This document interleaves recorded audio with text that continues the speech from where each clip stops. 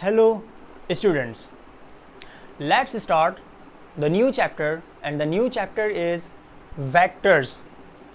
A really very important chapter. जब हम physics की बात करते हैं, ये जो चैप्टर है बेसिकली इसकी एप्लीकेशंस फिज़िक्स की ऑलमोस्ट हर ब्रांच के अंदर मौजूद है.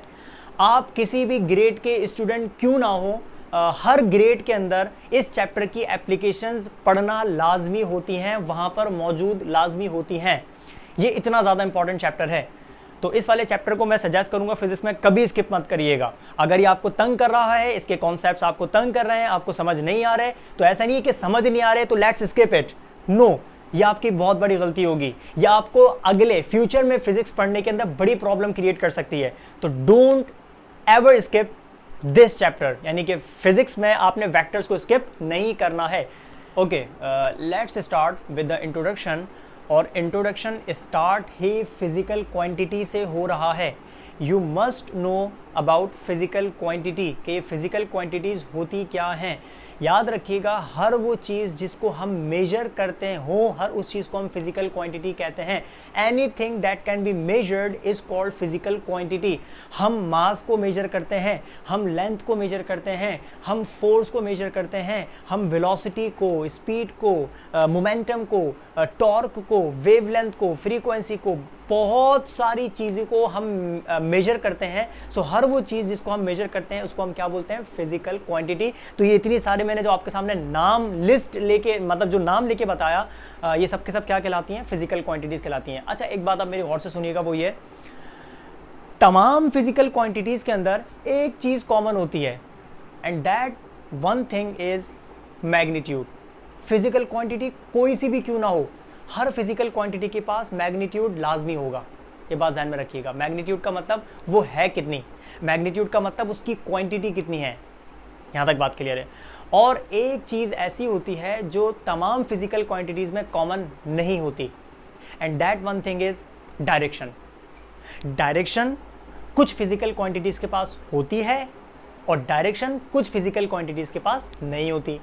जो सबके पास है वो मैग्नीट्यूड है, जो सबके पास नहीं है दैट इज डायरेक्शन.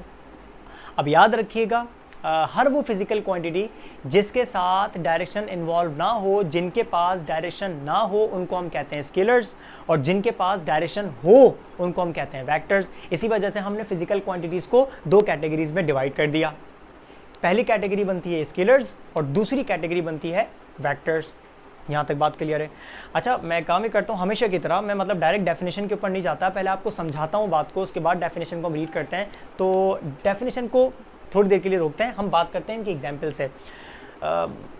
मैं ये लिखी हुई बहुत सारी एग्जाम्पल्स, ये सारे के सारे स्केलर्स हैं. मास लिखा हुआ है, लेंथ लिखा हुआ है, टेम्परेचर लिखा हुआ है, टाइम लिखा हुआ है, सारी की सारी एग्जाम्पल्स है. और इनके अलावा बहुत सारी होती हैं, हम बहुत सारे लिख नहीं सकते, हमारा टाइम ज़ाया हो जाएगा, बोर्ड भर जाएगा, लेकिन सारी फिजिकल क्वांटिटीज़ की एग्जाम्पल्स खत्म नहीं होंगी.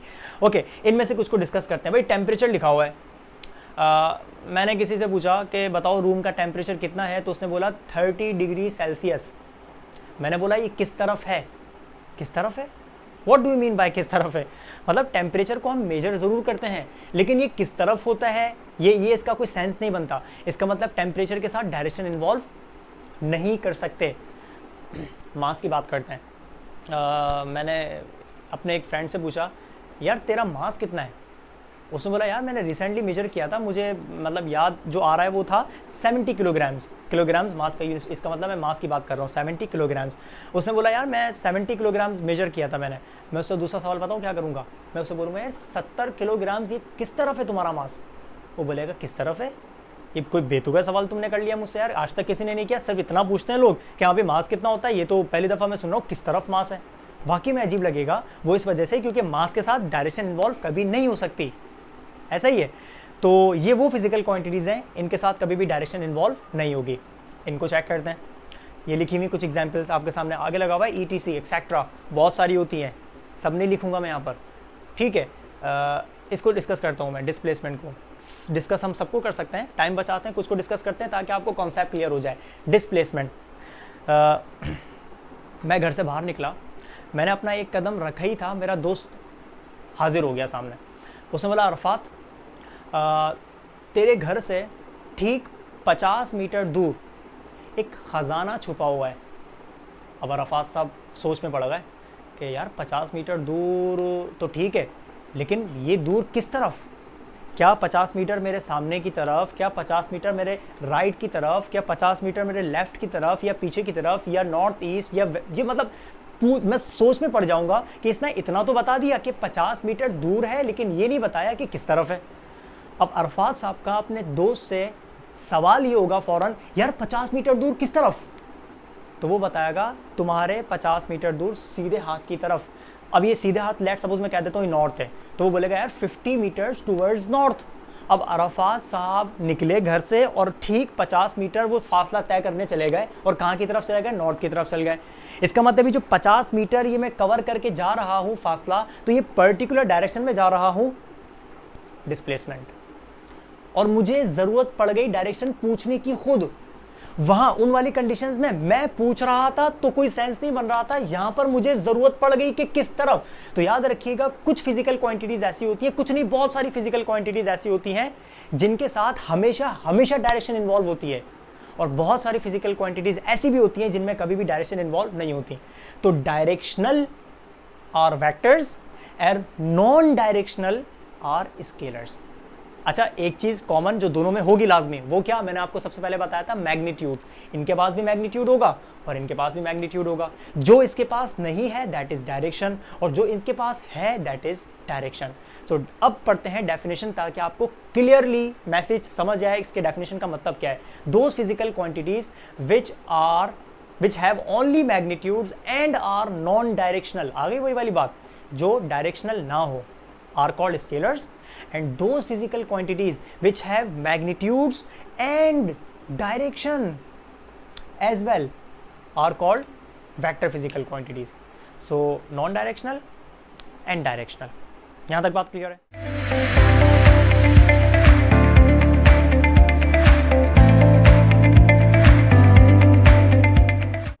ओके, स्केलर्स और वेक्टर्स में डिफरेंस पढ़ने के बाद अब हम पढ़ते हैं वेक्टर्स की representation, how to represent a vector. और याद रखिएगा, हम वेक्टर को दो अलग अलग तरीके से, there are two ways to represent a vector. Number one way is theoretical and number two way is graphical. यानी कि हम वेक्टर्स को लिख कर भी रिप्रेजेंट करते हैं और हम वेक्टर्स को बनाकर भी रिप्रेजेंट करते हैं। स्टार्ट करते हैं थ्योरेटिकल वे से, कि हम किस तरीके से लिख कर बता सकते हैं कि this is a vector. Okay, याद रखिएगा, वेक्टर्स को थ्योरेटिकली रिप्रेजेंट करने का बहुत ही आसान सा तरीका, एंड दैट वे इज कि आपने एक कोई भी लेटर बनाया और उस लेटर के ऊपर आपने एरो लगा देना है।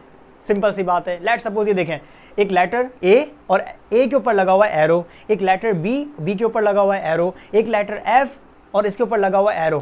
कोई भी letter, it can be an upper case letter, it can be a lower case letter, मतलब स्मॉल हो या कैपिटल हो, लेटर कोई सा भी हो, अगर आपने उसके ऊपर एरो बना हुआ देखा, इसका मतलब समझ जाइएगा कि हम वेक्टर को रिप्रेजेंट कर रहे हैं, मतलब ये वेक्टर की रिप्रेजेंटेशन होती है। और एरो इस वजह से लगाना पड़ता है क्योंकि vector is a directional quantity. Direction को हम कैसे बताते हैं? डायरेक्शन एरो के साथ बताते हैं।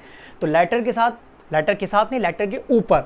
तो theoretically a vector is represented by a letter with an arrow on the top, like these are the examples.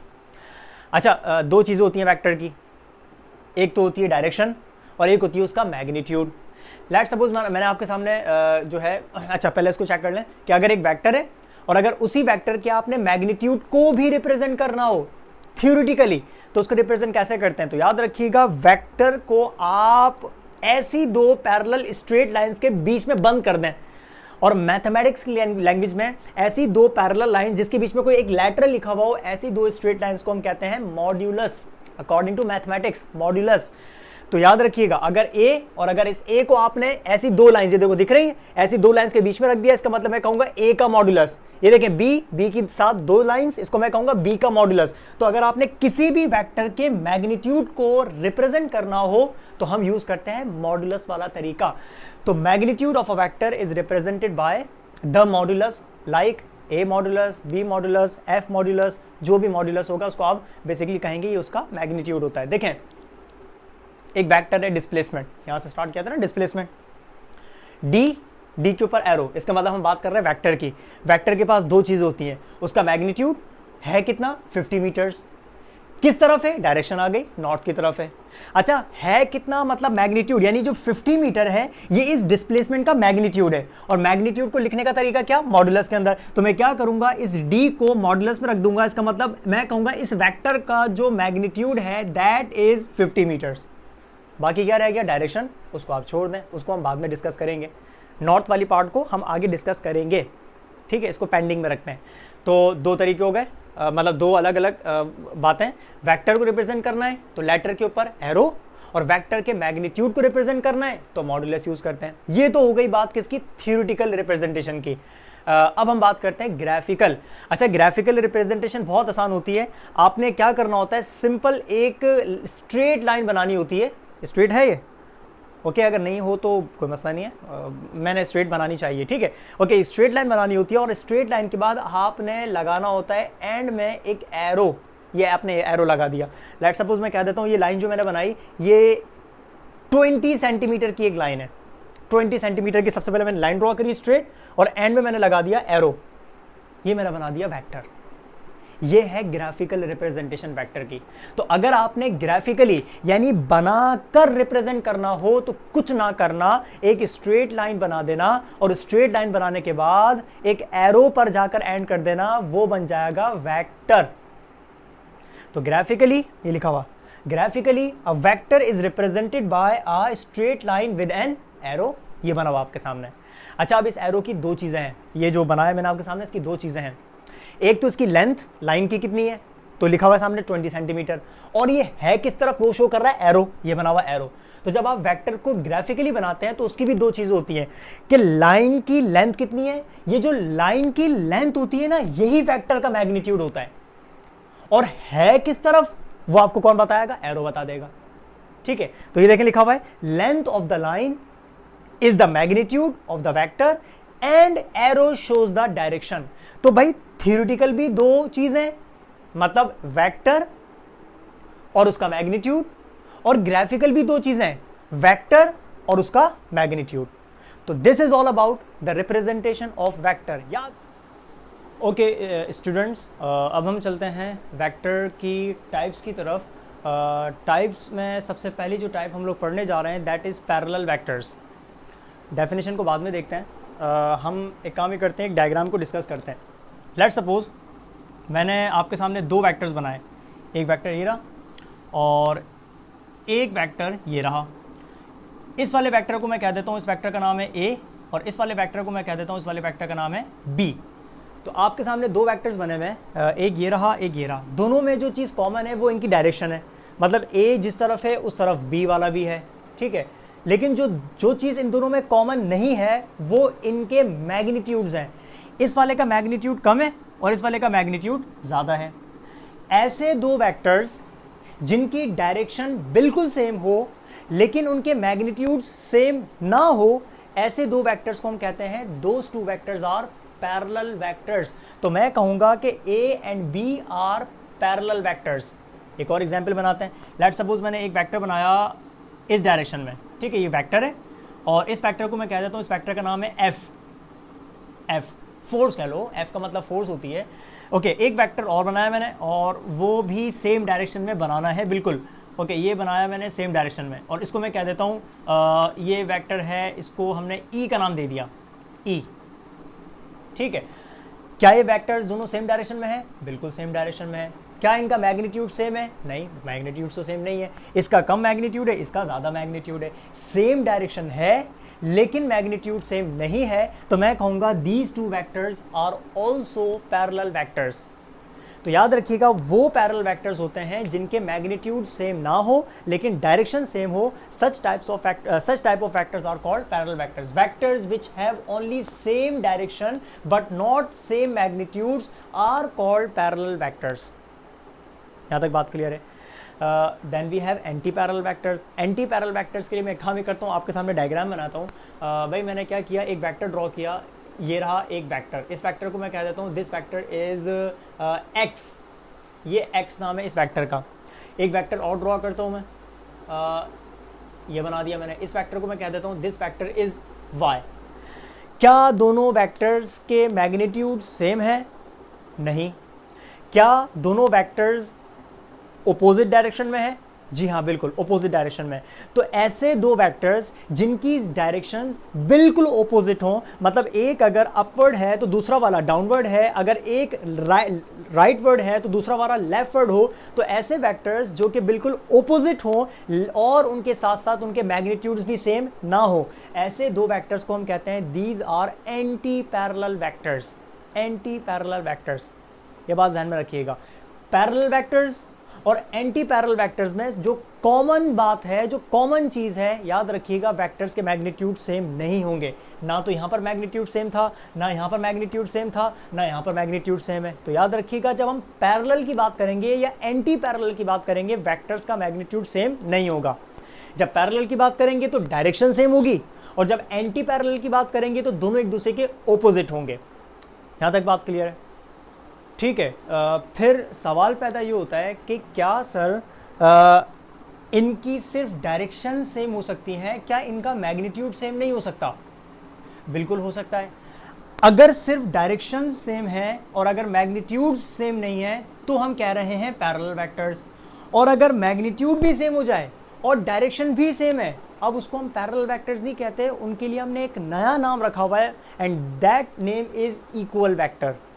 याद रखिएगा, ऐसे दो वेक्टर्स जिनकी डायरेक्शंस के साथ साथ मैग्नीट्यूड्स भी सेम होते हो, ऐसे दो वेक्टर्स को हम कहते हैं इक्वल वेक्टर्स। देखें, डायग्राम बनाता हूँ आपके सामने। लेट सपोज मैंने एक डायग्राम बनाई, उसमें एक वेक्टर बनाया, इस वेक्टर को मैं कह देता हूँ ए। एक डायग्राम और बनाई और उसमें भी एक वेक्टर बनाया और उस वेक्टर को मैं कह देता हूँ बी। भाई मुझे पता चला कि ए और बी दोनों की डायरेक्शंस बिल्कुल सेम है और इनके मैग्नीट्यूड्स भी बिल्कुल सेम है, तो ऐसे दो वेक्टर्स को मैं कहूँगा दीज आर इक्वल वेक्टर्स। तो अगर डायरेक्शन भी सेम और साथ साथ मैग्नीट्यूड भी सेम तो इक्वल वेक्टर्स, और अगर मैग्नीट्यूड सेम नहीं लेकिन सेम डायरेक्शन तो पैरेलल वेक्टर्स। फर्क रखिएगा, गलती मत कर दिएगा। एमसीक्यू सॉल्व करते हैं स्टूडेंट्स तो वो इन कॉन्सेप्ट्स के अंदर गलती कर देते हैं और उनके आंसर्स हो जाते हैं गलत। तो दोनों में फर्क है, पैरेलल वेक्टर्स में और इक्वल वेक्टर्स के अंदर। अगर सिर्फ डायरेक्शन सेम तो पैरेलल, और अगर दोनों चीजें सेम तो इक्वल वेक्टर्स। यहां तक बात क्लियर है? ओके। फिर इसी तरीके से एक सवाल और पैदा होता है कि क्या सर ये जो एंटी पैरेलल वेक्टर्स हैं जिनकी डायरेक्शंस ऑपोजिट हैं, क्या डायरेक्शंस ऑपोजिट होते हुए मैग्नीट्यूड्स सेम हो सकते हैं? This is the question. जी हाँ, बिल्कुल हो सकता है। तो ऐसे दो वेक्टर्स, देखिए अब आपके सामने डायग्राम बना के समझाता हूं मैं। ऐसे दो वेक्टर्स, अच्छा डायरेक्शन बिल्कुल सेम बनाता हूं ऐसे करके। ये मैंने बनाया, सेम नाम दे देता हूं, इसको भी कह देता हूं मैं x, और एक और बनाता हूं और इस वाले को मैं कह देता हूं y। डायग्राम्स में जो डिफरेंस आ रहा है वो ये कि अच्छा इसमें भी दोनों ऑपोजिट हैं, इसमें भी दोनों एक दूसरे के ऑपोजिट हैं, लेकिन फर्क इतना है कि वहां पर इन दोनों के मैग्नीट्यूड्स डिफरेंट हैं, तो हमने कहा एंटी पैरेलल वेक्टर्स। और यहां पर इन दोनों के मैग्नीट्यूड्स बिल्कुल सेम है, तो यहां पर इनको एंटी पैरेलल वेक्टर्स नहीं कहेंगे, बल्कि यहां पर इनको एक नए नाम से जानते हैं, and that new name is negative of a vector. तो मैं ये कहूंगा कि अगर मैग्नीट्यूड्स सेम लेकिन डायरेक्शन ऑपोजिट, तो such type of vector is called negative vector. तो मैं यूं कह सकता हूं कि जो y वाला वेक्टर है ये x का नेगेटिव है, या यूं कह सकता हूं कि जो x वाला वेक्टर है वो y का नेगेटिव है। तो देखिए डेफिनेशन में लिखा हुआ है vector which is equal in magnitude but opposite in direction is called negative vector. तो बहुत क्लियर डिफरेंस है। शुरू में जो हमने दो बातें करी, इन दोनों की बात कर रहा हूं, इन दोनों में मैग्नीट्यूड सेम नहीं होगा। उसके बाद वाली जो हमने बातें करी, इन दोनों में मैग्नीट्यूड सेम होगा। तो अब इसको आप कैसे कंक्लूड कर सकते हो? अच्छा, टाइप्स खत्म नहीं हुई है, मैं इन चार का कंक्लूजन बता रहा हूं फिलहाल। अभी आपको टाइप्स हम आगे पढ़ेंगे। कंक्लूजन ये कि डायरेक्शन सेम, मैग्नीट्यूड सेम नहीं, पैरेलल। डायरेक्शन भी सेम, मैग्नीट्यूड भी सेम, तो इक्वल वेक्टर्स। ओके। ऑपोजिट लेकिन मैग्नीट्यूड सेम नहीं, तो एंटी पैरेलल। ऑपोजिट लेकिन मैग्नीट्यूड भी सेम, तो नेगेटिव ऑफ अ वेक्टर। तो अभी तक आपने चार टाइप्स पढ़ी, यहां तक बात क्लियर है? ओके। नेक्स्ट जो टाइप है वेक्टर की, दैट इज फ्री वेक्टर। अच्छा, वेक्टर के साथ फ्री आ रहा है, यार मेरे साथ फ्री मत हो यार, ये देखो बहुत ज़्यादा फ्री होता है बंदा, है ना। इस सेंस में हम आपस में एक दूसरे से बात करते हैं। थोड़ा सा ये जो कॉन्सेप्ट है ये इस वेक्टर के साथ भी अप्लाई होता है कि ये वेक्टर यार फ्री है। अभी फ्री का सेंस किस सेंस में आता है, या इसको हम बोलते हैं parallel shift of a vector. अभी पैरेलल शिफ्ट क्या होता है, लेट सपोज मैं आपको एक एग्जांपल से समझाता हूँ। आपके पास एक कोऑर्डिनेट सिस्टम मौजूद है। कोऑर्डिनेट सिस्टम का मतलब X axis and Y axis and Z axis. फिलहाल मैंने 2 डायमेंशनल बनाया है, तो आपके पास एक्स एक्सिस मौजूद है और साथ साथ वाई एक्सिस मौजूद है। मैं इस कोऑर्डिनेट सिस्टम में एक वेक्टर ड्रॉ करता हूँ, और ये वेक्टर मैंने ड्रॉ किया, ये रहा। और इस वेक्टर को मैं यूजुअली जो हम नाम देते हैं वो देते हैं ए, तो मैंने इसको नाम दे दिया ए का। अब एक काम ही करता हूं मैं, मुझे इसका मैग्नीट्यूड पता है कि मैग्नीट्यूड कितना है, और इसकी डायरेक्शन पता है कि इसकी डायरेक्शन फिलहाल इस तरफ है। मैं चाहूं तो इस वेक्टर को यहां से उठाकर इसके बिल्कुल पैरेलल कहीं पर भी शिफ्ट कर दूं। लेट सपोज मैंने क्या किया, इसको यहां से उठाया और इसको मैंने इसकी एक नई जगह पर यानी कि यहां पर लाकर बना दिया। ये वही वेक्टर ए मौजूद है। आप नोट करें, क्या मैंने इसकी डायरेक्शन चेंज करी? नहीं चेंज करी। क्या मैंने इसका मैग्नीट्यूड चेंज किया? नहीं किया। क्या ये पैरेलल नजर आ रहे हैं आपको? हाँ, बिल्कुल पैरेलल नजर आ रहे हैं। तो एक ऐसा वेक्टर जिसको आप उसकी अपनी पोजीशन से उठाएं और उसको कहीं और पर डिस्प्लेस कर दें, लेकिन डिस्प्लेस करते हुए आपके जहन में यह बात हो, ना तो आपने उसकी डायरेक्शन चेंज करनी है और ना उसका मैग्नीट्यूड चेंज करना है, ऐसे वेक्टर को हम कहते हैं ऐसे वेक्टर को हम कहते हैं फ्री वेक्टर।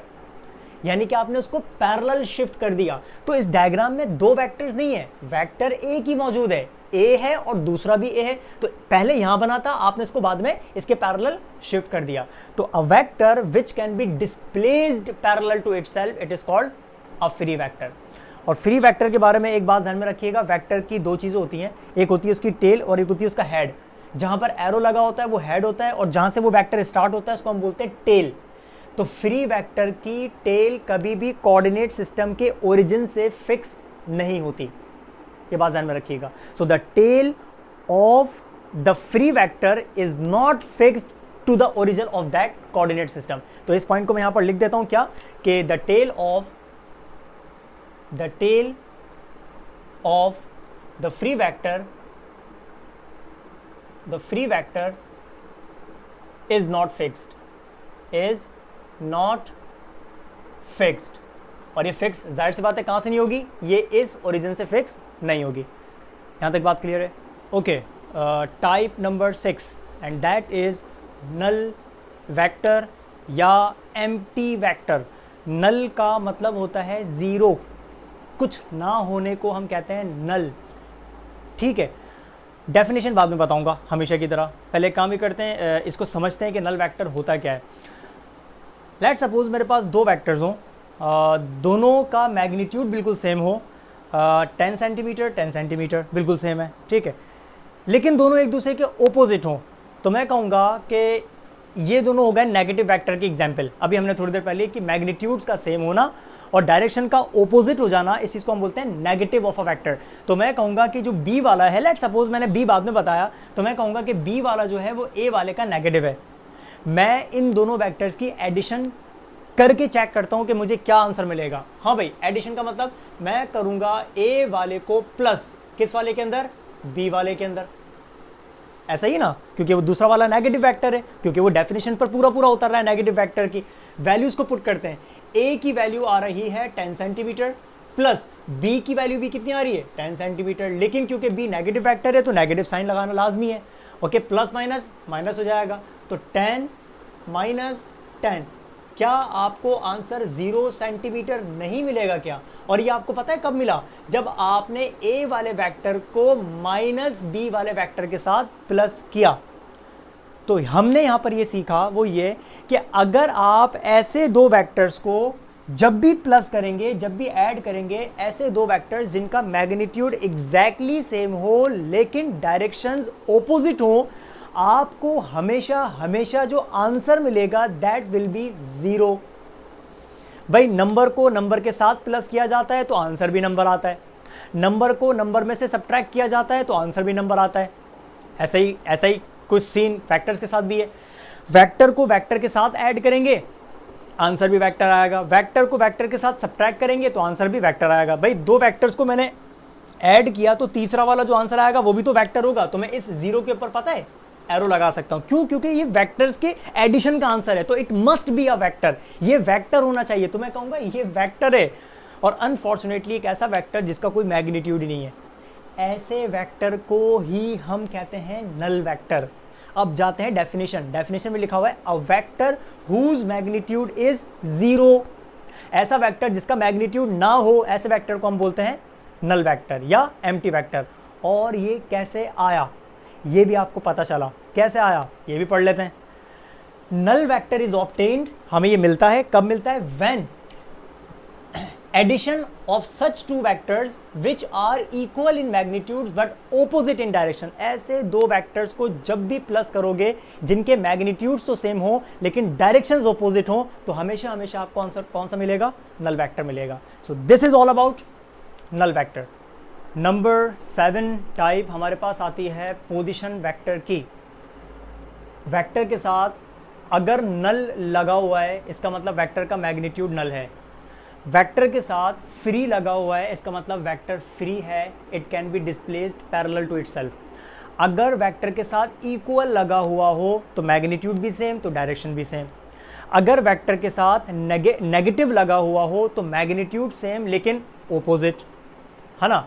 अब वेक्टर के साथ लगा हुआ है पोजीशन, इसका मतलब ये कोई ऐसा वेक्टर है जिसका काम पोजीशन को स्पेसिफाई करना है, पोजीशन को बताना है, ठीक है। हमारे पास एक कोऑर्डिनेट सिस्टम मौजूद है, X axis and Y axis. भाई मैंने क्या किया, इस पोजीशन जो है इस कोऑर्डिनेट सिस्टम में कोई एक पॉइंट बना दिया, इस पॉइंट को मैंने पी से शो कर दिया। ये कोई भी एक पॉइंट है और ये पॉइंट कहाँ पर लाई कर रहा है, कहाँ पर एग्जिस्ट कर रहा है? एक कोऑर्डिनेट सिस्टम में एग्जिस्ट कर रहा है।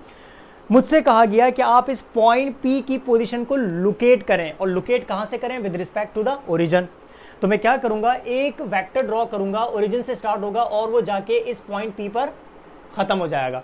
अब आप इस इस वेक्टर को अगर आप नोट करें तो ये वेक्टर पता है क्या कर रहा है? ये काम कर रहा है, और इसका काम क्या है कि ये इस कोऑर्डिनेट सिस्टम के अंदर ये जो पॉइंट आ रहा है, इस पॉइंट पी की पोजीशन को बता रहा है कि ये पॉइंट इस तरफ मौजूद है। तो ऐसा वेक्टर जिसका काम किसी भी कोऑर्डिनेट सिस्टम में किसी भी पॉइंट की पोजीशन को बताना हो, किसी भी पॉइंट की पोजीशन को स्पेसिफाई करना हो, ऐसे वेक्टर को हम बोलते हैं पोजीशन वेक्टर, पोजीशन बताने वाला वेक्टर।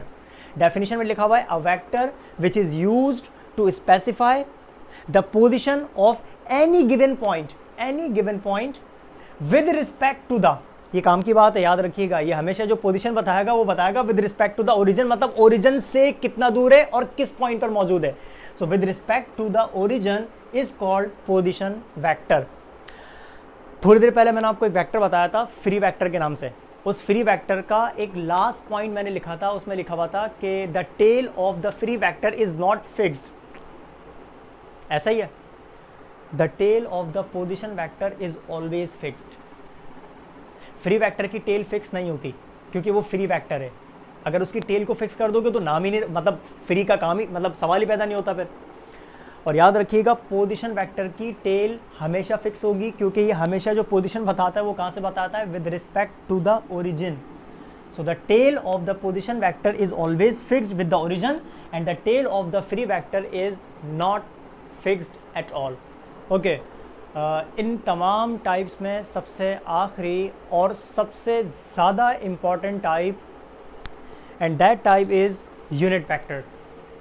देखें, अगर वेक्टर के साथ नल लगा हुआ था तो हमने कहा कि एक ऐसा वेक्टर जिसका मैग्नीट्यूड नल हो ना हो। अगर वेक्टर के साथ यूनिट लग जाए, यूनिट का मतलब होता है 1, तो ऐसा वेक्टर जिसका मैग्नीट्यूड 1 होता हो, जिसका मैग्नीट्यूड यूनिटी होता हो, ऐसे वेक्टर को हम कहते हैं यूनिट वेक्टर। तो सबसे पहले डेफिनेशन में लिखा हुआ है a vector whose magnitude is 1 और यूनिटी, एक ही बात है, इज कॉल्ड यूनिट वेक्टर। ये आ गई इसकी डेफिनेशन। उसके बाद हम जाते हैं इसकी रिप्रेजेंटेशन। इन तमाम टाइप्स में सबसे अलग जो टाइप आती है हमारे पास, जिसको हम डिटेल में सबसे ज़्यादा पढ़ते हैं, जो जिसकी ज़्यादा मतलब वो हैं फीचर्स हैं, कैरेक्टरिस्टिक्स हैं, वो यूनिट वेक्टर है। यूनिट वेक्टर को रिप्रेजेंट करने का तरीका भी सबसे डिफरेंट है। हम करते क्या हैं, एक स्मॉल लेटर बनाते हैं और उस स्मॉल लेटर के ऊपर एक हैट टाइप या कैप टाइप बना देते हैं। ये देखो, ये स्मॉल ए, इसके ऊपर ये कैप दिख रहा है आपको, हैट। ये small B with hat, small I with hat. So unit vector is represented by a small letter with a hat on it, like ये examples आ गई आपके पास। तो यूनिट वेक्टर को रिप्रेजेंट करना हो तो सबसे अलग तरीका रिप्रेजेंट करने का, ठीक है। तीसरी बात, यूनिट वेक्टर का एक खास फंक्शन होता है कि हम यूनिट वेक्टर्स को किस लिए यूज करते हैं।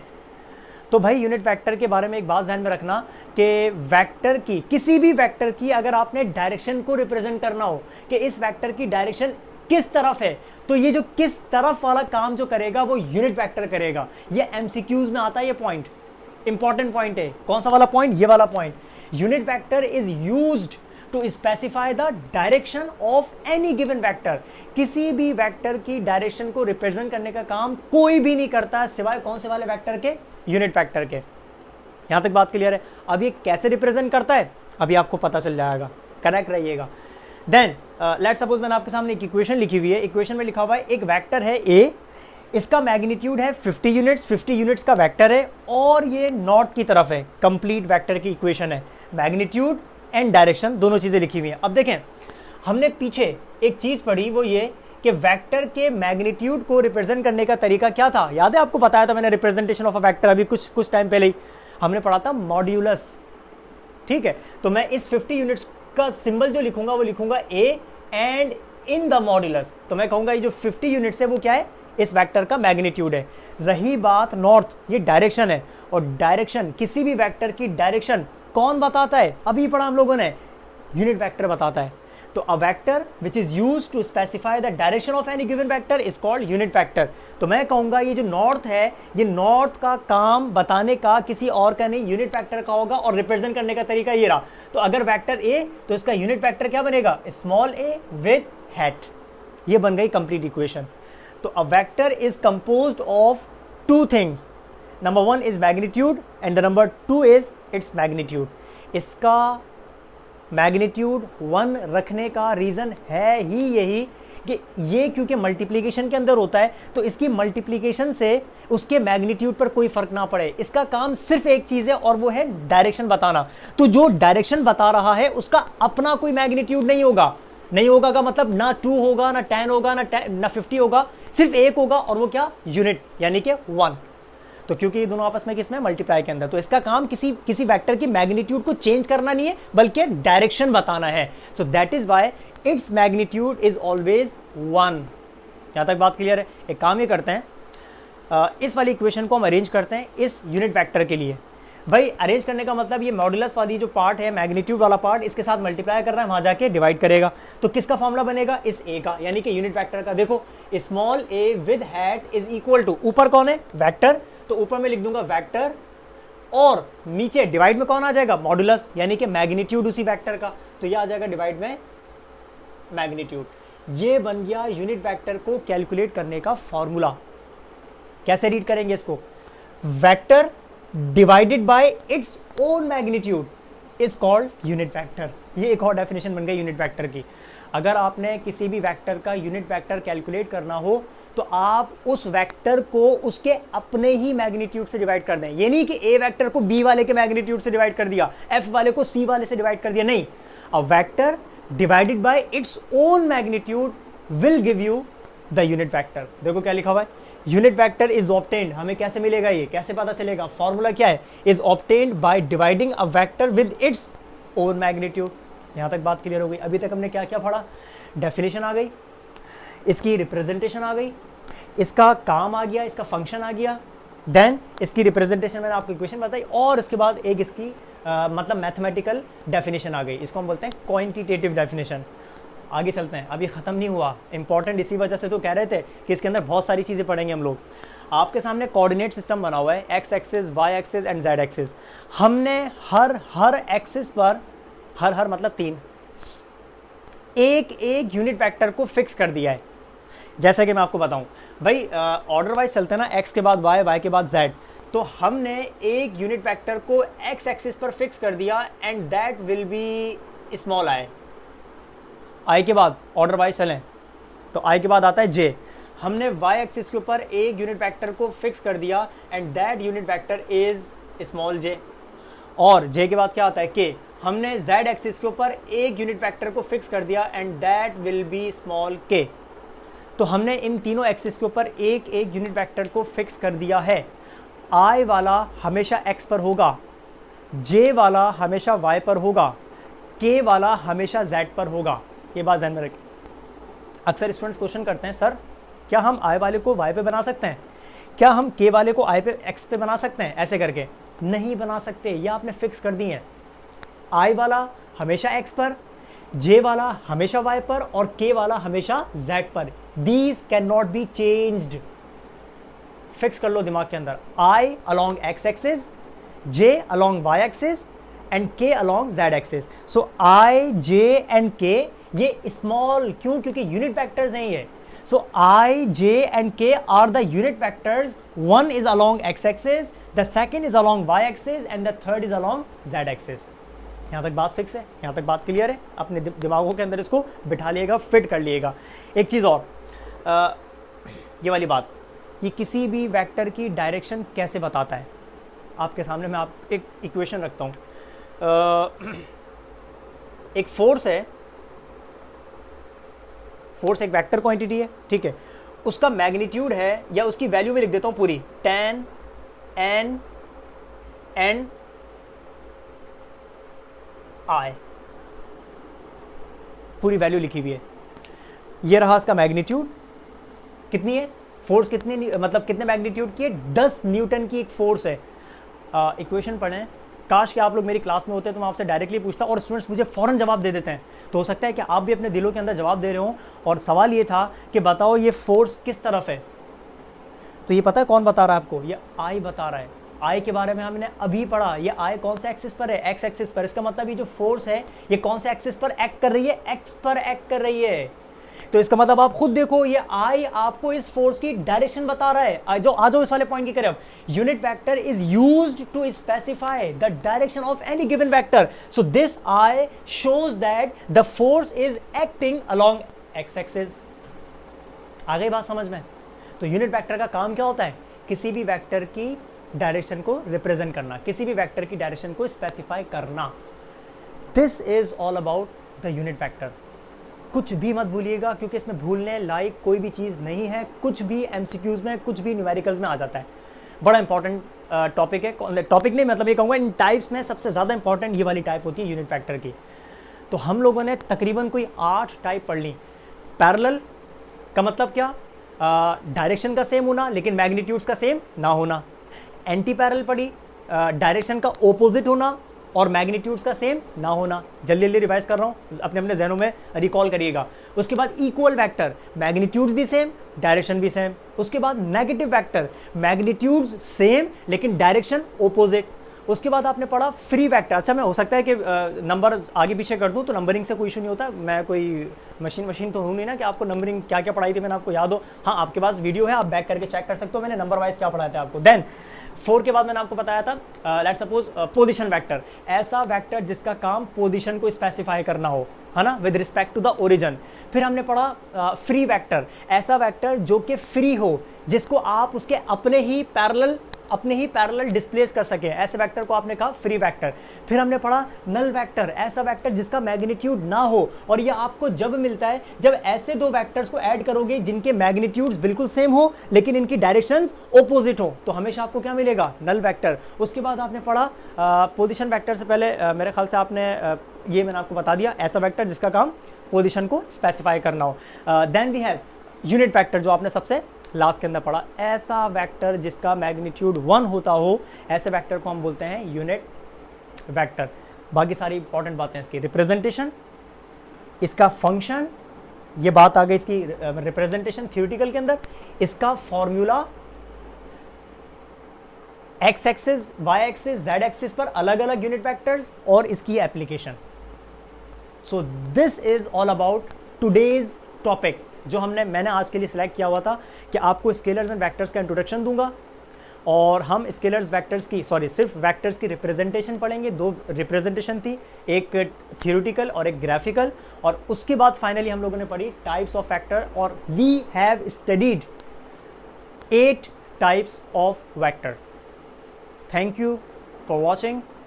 सब्सक्राइब करना मत भूलिएगा, लाइक करना मत भूलिएगा, एंड वीडियो पर कमेंट करना मत भूलिएगा कि आपने कितना गेन किया और आप आगे क्या एक्सपेक्ट करते हैं, कौन से टॉपिक्स एक्सपेक्ट करते हैं। आप अपनी डिमांड्स भी रख सकते हैं, आप अपनी रिक्वेस्ट भी मुझे बता सकते हैं कि आप किन टॉपिक्स में मतलब डिफ़िकल्टी फील कर रहे हैं। इवन आप मुझसे पर्सनली भी कांटेक्ट करके आपको जिन जिन टॉपिक्स में प्रॉब्लम हो रही है, न्यूमेरिकल्स में प्रॉब्लम हो रही है, मैं इस वीडियो के स्टार्टिंग में इंट्रोडक्शन के तौर पे अपना नंबर जो है वो मेंशन किया हुआ है कि आप मुझे पर्सनल कांटेक्ट कर सकते हैं। आपके अपने जो इश्यूज़ वगैरह हैं फिजिक्स से रिलेटेड, किसी भी टॉपिक से रिलेटेड, और चैप्टर वाइज तो मैं चल ही रहा हूँ साथ साथ ना।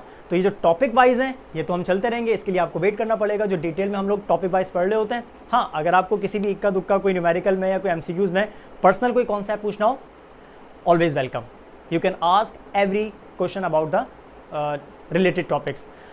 Thank you again. See you in the next video.